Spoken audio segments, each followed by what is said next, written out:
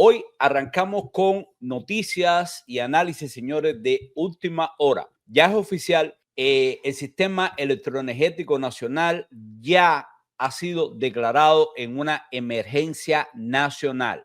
Repito, Cuba ahora mismo está involucrada en una emergencia nacional, señores. O sea, no es broma, no es ningún tipo de sensacionalismo que queramos hacer, ni mucho menos, sino que ya se está compartiendo determinados mensajes que con gusto voy a compartir también con ustedes. Los consumidores, escuchen, fíjense qué amabilidad, qué gente más buena, los de la Unión Eléctrica, y cómo están asumiendo su propio desastre.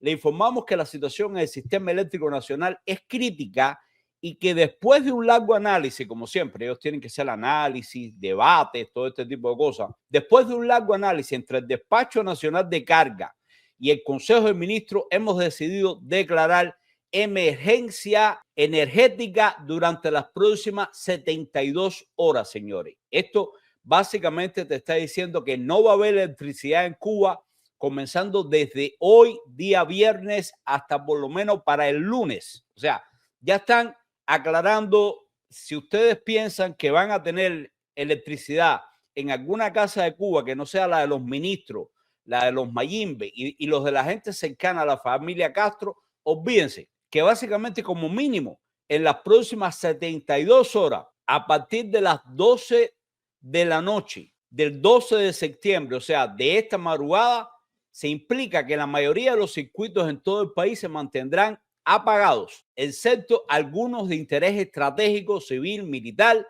Los circuitos que en estos momentos se encuentran con energía eléctrica pasarán a apagarse también. O sea, así de simple, sin mucho problema, sin mucho miedo. Recuerden que si algo tienen ellos es que para nada tienen miedo a tirarse con todo y a decir abiertamente, claro, siempre lo disfrazan con un bla, bla, bla. Ya ustedes saben cómo funciona esto. Pero básicamente, señores, el mismo ministro de Ramos de Energía y Mina lo ha confirmado una vez más. Vamos a compartirle con ustedes. Tengo aquí, de hecho, el momento en que el ministro se entera de lo que está pasando. Digo, ministro, que la guitera salió en medio de la mesa redonda. Sí, aquí conversando y explicando, bueno, mi explicación, y como estamos en el despacho, inmediatamente lo estamos viendo. Guitera salió, no por la misma causa de que salió en el día de ayer a las 9:14 de la mañana, salió por otra causa. No es por lo mismo, señores, porque si sale por lo mismo que salió la primera vez hace un par de días, se supone que por un sensor, bueno, buen come mierdas que son,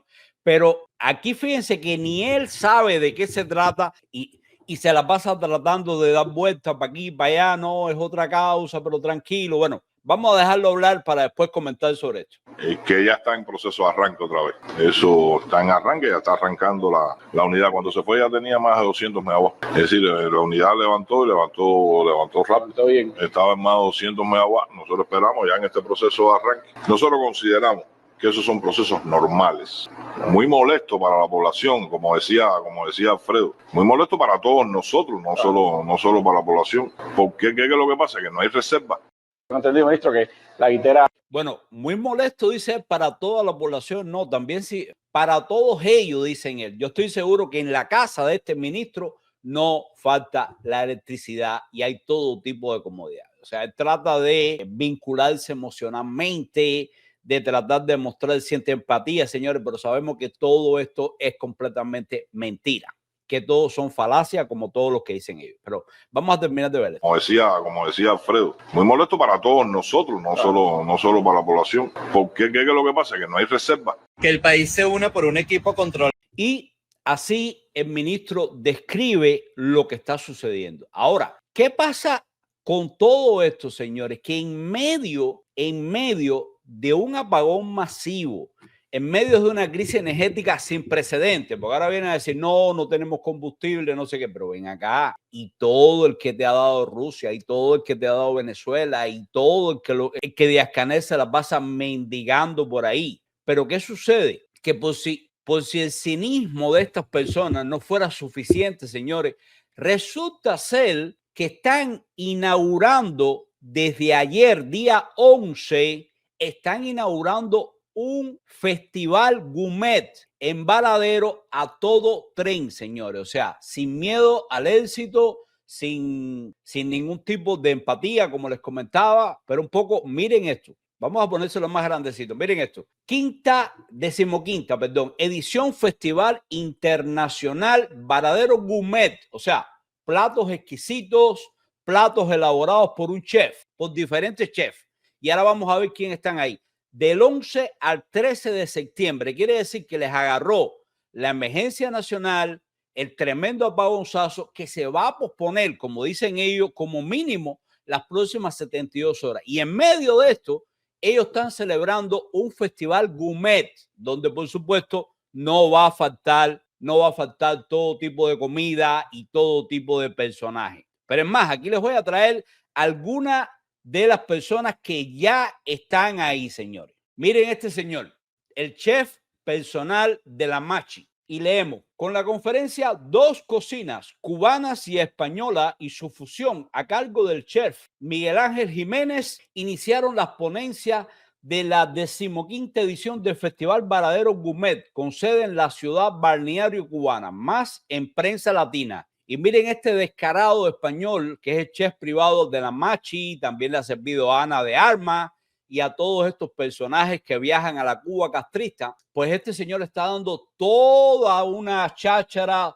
toda una conferencia sobre lo genial que es la fusión de la comida cubana con la comida española. O sea, en medio de una emergencia nacional, señores. Fíjense el nivel de cinismo, de descaro, de que les importe tres pepinos lo que esté viviendo Cuba, lo que está viviendo el ciudadano común, para que ellos estén en toda esta payasada. Pero además, no solamente se basa en conferencias y charlas, no. Esto es todo un show con todas las de la ley. Miren esto, ¿ven? Bienvenida del ministro de Turismo, de todo esto. Mira, danza, música, etcétera, etcétera, etcétera. Miren, los chefs a cargo y todo el mundo está esperando, adivinen aquí, a Díaz-Canel y a la Machi. Porque por si fuera poco, señores, no han aparecido ni un solo minuto en el despacho nacional de generación eléctrica. O sea, no se han pronunciado absolutamente sobre nada. Ellos siguen viviendo su vida a todo tren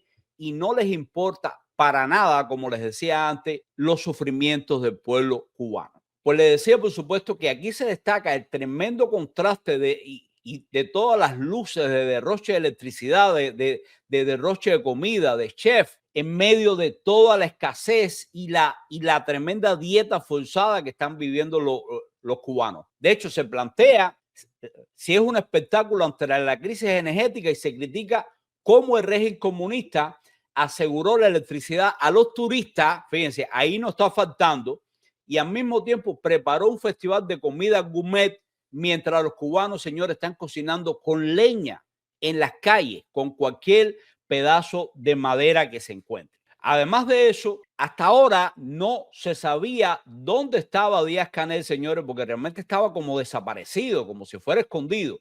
Y resulta ser que el dictador puesto a dedo ya apareció, pero por supuesto no es que esté visitando a las víctimas de la emergencia nacional, a los cubanos que llevan días enteros sin electricidad, para nada. Les voy a mostrar dónde está Díaz-Canel, por lo menos hasta hace unos minutos, señores. Pues miren dónde está el dictador puesto a dedo, señores, en el Palacio de las Convenciones, dando muela con unos mexicanos y dándole la bienvenida y agradeciéndole que sean tan chéveres con él, etcétera, etcétera, etcétera. Mira, de hecho, como dice, en un mundo lleno de egoísmo, los programas de Amexit son un ejemplo que se puede alcanzar para el bienestar de nuestros pueblos. Sí, de la misma forma que él lo está haciendo, ¿no? En un salón con aire acondicionado, donde sobra la electricidad, donde sobra todo tipo de comodidades, ahí él se la pasa dando cháchara, dando muela y por supuesto mendigando qué le pueden tumbar a México ahora que han perdido prácticamente a Venezuela. De hecho, miren lo que dice: recibí a Alejandra del Moral Vera, directora ejecutiva de Amelcid, a quien agradecí las valiosas contribuciones que ha hecho México al pueblo cubano con proyectos cuyo resultado ella pudo constatar. Bueno, de hecho, si esta señora tiene una pizca de vergüenza y una pizca de inteligencia y sensibilidad, señores, se da cuenta de que Cuba es un caos. O sea, basta asomarse por la ventana del Palacio de la Revolución y va a ver principalmente de noche todo un país oscuro, todo un país en la miseria. O sea, ellos, como bien nos dice Aniet, tratan de minimizar todo lo que está pasando el pueblo cubano y de normalizar la situación de angustia y de pobreza extrema. Por aquí nos comenta Edith Blanco desde Cuba. Bendiciones. Gracias por conectarte, que sabemos que ahora mismo es un tremendo problema. Nos dice, un abrazo. Estuve sin señal, sin batería, porque no tenía corriente y sin datos. No puedo escribir mucho. Mi mano derecha inmovilizada, pendiente de operación. Pues que todo salga bien, caramba.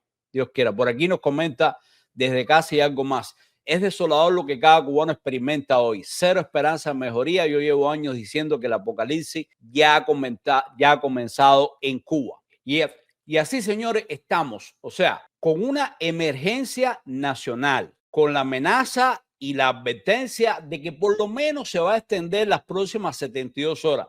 Y además de eso, celebrando un festival de gourmet, de comida gourmet en todo su esplendor, de nuevo en medio de las tremendas necesidades de los cubanos, señores. De verdad que esto es algo completamente vergonzoso. Ahora, fíjense, si me lo permite, señores, hay algo que me ha llamado la atención, que lo vi en estos días, y es un pedacito de una película de Tomás Gutiérrez Alea. Estamos hablando, señores, de Memorias del Subdesarrollo, una película que se hizo a inicios de la década del 60, señores.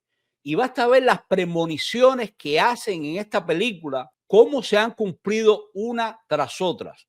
En aquel momento, los comunistas lo dejaron diciendo, no, tranquilo, esto nunca va a pasar, esto va a lucir como un pitiyanqui, como un enemigo de la revolución que está diciendo cosas sin sentido. Pero escuchen esto, señores, para que ustedes vean cómo desde los años 60 y tanto ya algunos escritores y cineastas como Tomás Gutiérrez Alea se estaban atreviendo a hacer este tipo de predicciones, y lo vimos todos los que estábamos en Cuba, no solo en los cines, sino en televisión nacional incluso.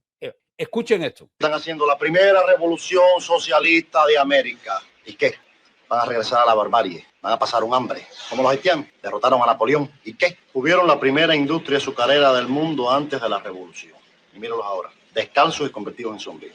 Dice que lo único que no aguanta el cubano es pasar hambre. Con el hambre que se ha pasado aquí desde que llegaron los españoles. No entiendo nada. Las palabras se devoran las palabras y lo dejan a uno en las nubes, en la luna, a miles de millas de todo. ¿Cómo se sale del subdesarrollo? Cada día creo que es más difícil. Lo marca todo, todo. ¿Y tú qué haces aquí abajo, Sergio? ¿Qué significa todo esto? Tú no tienes nada que ver con esa gente. Estás solo. En el subdesarrollo nada tiene continuidad, todo se olvida. La gente no es consecuente.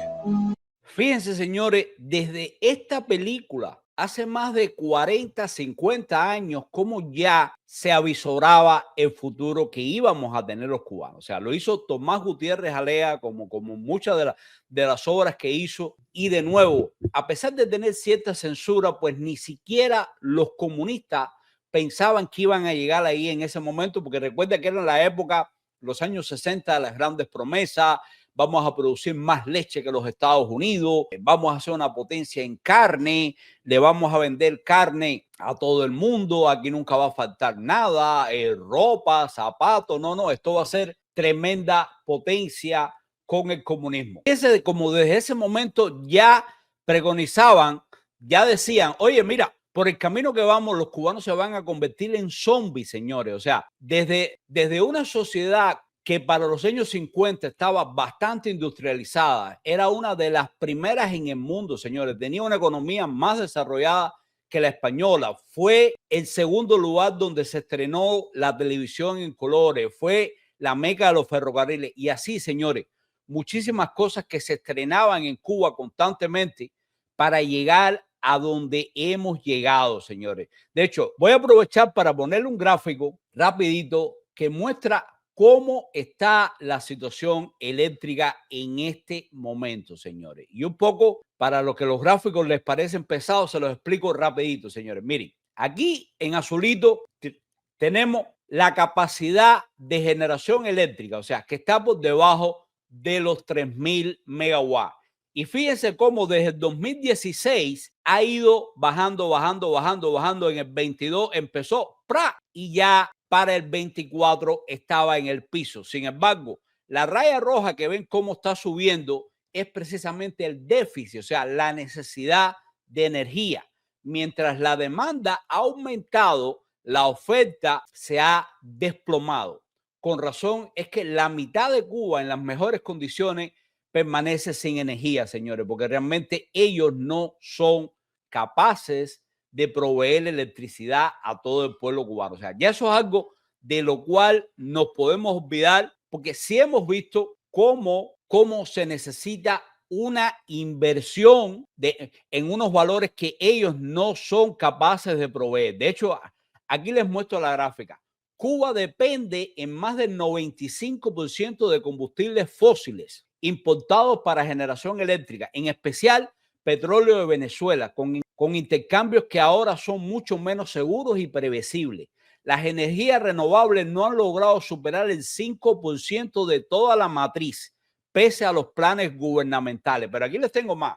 Fíjense esto. La inversión anual en infraestructura nunca ha sido suficiente para frenar el deterioro. Más de 500 millones de dólares se han invertido entre el 2015 y el 20. ¿En qué? En energía renovable, que ha sido un fracaso. Fíjense, en el 2025 se han invertido más de 1.000 millones de dólares en puros paneles solares y tonterías que no funcionan, que lo que sirven es para fomentar un mercado negro, que los cubanos se lo roben, lo revenden, etcétera, etcétera, porque en definitiva solo generan electricidad cuando hay una luz solar intensa. Cuando esta termina, cuando viene un nubladito, cuando viene un aguacero, se acabó todo. ¿Por qué razón? Porque no hay baterías para esa energía eléctrica, señores. De hecho, la rehabilitación de todo este sistema va a requerir entre 8.000 y 10.000 millones de dólares y como mínimo 10 años de trabajo, de acuerdo con la Agencia de Energía de los Estados Unidos. Por lo tanto, señores, yo realmente veo el futuro bien, pero bien negro para Cuba. Ahora, sin embargo, siempre hay oportunistas y lacayos de todo tipo tratando de pescar algo, de ganar mucho más dinero en medio de la tragedia, señores. Y fíjense esto, el Ministerio de Turismo reacciona ante el apagón masivo. Tranquilo, nuestros hoteles tienen plantas eléctricas. ¿De qué estamos hablando, señores? O sea, están invitando a los cubanos de a pie a gastar miles de dólares en unos hoteles que están completamente vacíos, señores. Y la solución de ellos es no, pero tranquilo. Nosotros tenemos electricidad en nuestras en las plantas de los hoteles, o sea que pueden venir para acá sin ningún problemita. Les agradecemos, señores, que en la medida de lo posible nos den un like, compartan la directa de nuevo para llegar a más personas. Muy agradecidos con todos ustedes. Ahora, fíjense el estado en que está Cuba. O sea, cuando se habla de bloqueo y todo tipo de restricciones como una causa de la tremenda necesidad que vive el pueblo cubano, señores, se olvida que entre las cosas que colaron Obama y más tarde Biden dentro de lo que se puede vender al régimen castrista, no se limitaron al tema humanitario de alimentos y medicinas, señores, que miren, aquí tenemos una imagen de hace apenas unos días. Ojo, esto pasa todos los días en Cuba. Miren cómo un barco hace la entrega de un Honda último modelo.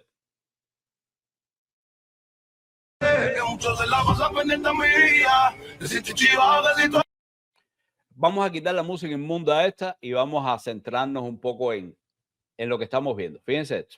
Miren aquí. Un Honda último modelo que acaba de llegar a un puerto de Cuba. Ya tiene su padrino. Fíjate, dice, ay, bájamelo suave, padrino. Otro en cubita, ¿ves? Recibiendo su carrito, perfectas condiciones, oyendo una música espantosa, pero bueno, eso es el gusto de ellos, señores.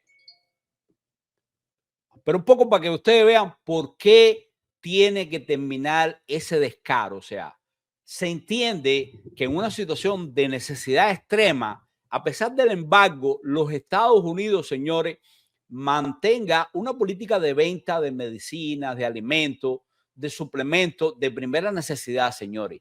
Pero estamos hablando de automóviles de lujo. Y ojo, este es un Honda, pero han entrado Lexus, Mercedes por Tutiplane, incluso Tesla. Todo esto se ve dentro de Cuba en el día a día como si nada, señores. ¿Y qué cubano de a pie está comprando esto? O sea, ¿qué necesidad está resolviendo este tipo de cosas? Pero volviendo al tema, señores, de la tremenda crisis que hay dentro de Cuba y además de eso, del súper apagón que están dando, fíjense como de nuevo no solamente se queda en hablar de en hablar de la capacidad que tienen ellos, sino vamos a ver la promoción que le están dando a esto, señores. Vamos para allá. Miren cómo un apagón, como una catástrofe humanitaria, que es lo que está pasando ahora mismo en Cuba, la coge el gobierno para hacer dinero, para seguir enriqueciéndose. Escuchen esto, que para aquellos que no ven bien o que lo están viendo por un teléfono, se los voy a leer. Ante la reciente afectación del sistema eléctrico nacional, el Ministerio de Turismo de Cuba les transmite confianza y seguridad a todos nuestros visitantes. La mayoría de nuestros hoteles y servicios turísticos disponen de generadores eléctricos y recursos necesarios para operar con normalidad. O sea, vaya el mundo a la basura. No importa que media Cuba se esté muriendo de hambre y que estén viviendo la época de las cavernas. Ellos tienen generadores eléctricos, ellos tienen comida, agua, electricidad sin riesgo. O sea, vengan para acá y los cubanos que tengan algún dinerito, suéltenlo aquí. O sea, ellos viven en una especie de enclave cerrado. Bueno, es así, con todos los privilegios y que el resto de la humanidad y que el resto de Cuba se muera de hambre y siga en medio de estas condiciones paupérrimas. No, a ellos no les importa. ¿Qué ofrecen ellos? Ven para acá, que con nosotros vas a estar súper bien. Vaya, ni te vas a preocupar por el apagón, porque vas a tener un hotel vacío prácticamente, que así están los hoteles dentro de Cuba. Vas a tener un hotel vacío para ti, solito prácticamente, vas a poder comer todo lo que te dé la gana y te olvidas unos días de todo esto que está pasando en el resto de Cuba. No importa, nosotros somos un coto cerrado. Aquí puedes hacer lo que tú quieras sin problema ninguno. Por acá me estaban hablando de nuevo de Nepal, señores, que se ha convertido en un referente tremendo para todos los cubanos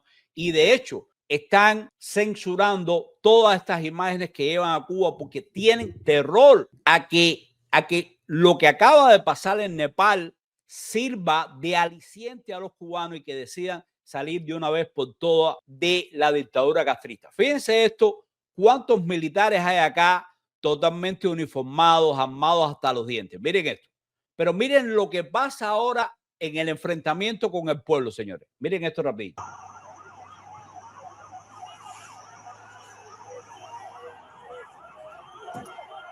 Ojo, ahí hay represión, murieron 19 personas, pero fíjense cómo la gente sigue y la policía se repliega, retrocede. Y así el pueblo de Nepal reconquistó su independencia y su libertad de esta gente. Miguel Hernández, no tienen valor los cubanos para eso, si no ya lo hubieran hecho. Ellos esperan que otro lo haga por ellos como los venezolanos. Bueno, pero estamos hablando, hermano, que llega un día en que todo el mundo se cansa. Igual, en Bangladesh, aquella dictadura comunista también estuvo 15 años en el poder, hasta que por fin fue despojada, el pueblo se cansó. Recuerden que también ahora hay toda una movilización en las universidades y en los barrios, donde están estudiantes universitarios controlados por profesores y cuadros del partido vigilando a todo el mundo. O sea, han creado unas brigadas de vigilancia donde están forzando a los estudiantes a convertirse en chivos expiatorios, además, porque si pasa algo, si alguien agrede, va a agredir a unos muchachos que son estudiantes. Pero ¿qué pasa? Que están tratando de enfrentar al pueblo contra el pueblo. Miren esto, señores, cómo en Venezuela un canal del chavismo trata de confundir a la población, pone unas encuestas y todo le sale mal y no saben cómo frenar aquello. Vamos a ver esto un momentito. Nos dicen a esta hora que contamos con el monitor país de Interlaces. Vamos a revisar estos datos que nos proporcionan a esta hora nuestro equipo de... Vamos a ver un momentico para que ustedes vean, para explicarles qué dice acá y cómo ellos hacen el ridículo en vivo. Fíjense, ¿aprobaría usted una intervención extranjera? Ojo, en Venezuela, un canal del chavismo. Fíjense, lo rojo significa en desacuerdo. Fíjense que rojo es apenas un 17%. De acuerdo con una intervención extranjera hay un 79%. O sea, la inmensa mayoría de los venezolanos aprueba salir del chavismo con una invasión extranjera, con una intervención de cualquier tipo. Y apenas un 4% no sabe. Pero vamos a ver esto en televisión nacional, qué hacen los chavistas para frenar los mismos datos que ellos recopilaron y no quedar en ridículo. Miren esto, qué vergonzoso. Producción, ¿aprobaría usted una intervención extranjera? Este es el dato que se está censando a través de se está sondeando a través de este estudio. El 79%. No vemos completamente la cifra allí, pero más del 70%, ahora sí la vemos claramente. 79% de las personas encuestadas en Venezuela no están de acuerdo, están en desacuerdo con... Se trabó, se fastidió todo. Bueno, un momentico, vamos a revisar aquí. 79% está en azul, dice que está de acuerdo. Esa lámina pudiera tener algún inconveniente. Es importante que ustedes revisen si esta información es correcta, porque tengo entendido que es completamente lo contrario, que es el 79% de las personas las que están en desacuerdo con una intervención. O sea, según él, espérate, el 79% debería estar en desacuerdo, pero resulta ser que está de acuerdo. Y este tipo no sabe dónde se va a meter, porque sabe que tiene los días contados en la televisión venezolana y posiblemente la cárcel extranjera en nuestro país, y que solamente el 7% o un porcentaje similar es el que estaría de acuerdo con una intervención extranjera en el territorio venezolano. Importantísimo seguir revisando estos datos que están generando, porque al igual que en el tema de la intervención extranjera y la gran mayoría de los venezolanos rechazando este tipo de intervención en nuestro país, bien sea por la vía diplomática y por supuesto por la vía militar o cualquier otro tipo de injerencia, también la mayoría de los venezolanos están apoyando el proceso de diálogo en Venezuela. Por eso es que es muy importante que todos nos... Sí, mucho teque, pero la encuesta que publicaron muestra todo lo contrario, que casi el 80% de la población venezolana está apoyando la intervención en Venezuela y salir del régimen chavista. Al final él tuvo que llenar todo aquello de baba y un darle para adelante, un darle para atrás, señores, pero han hecho el ridículo una vez más.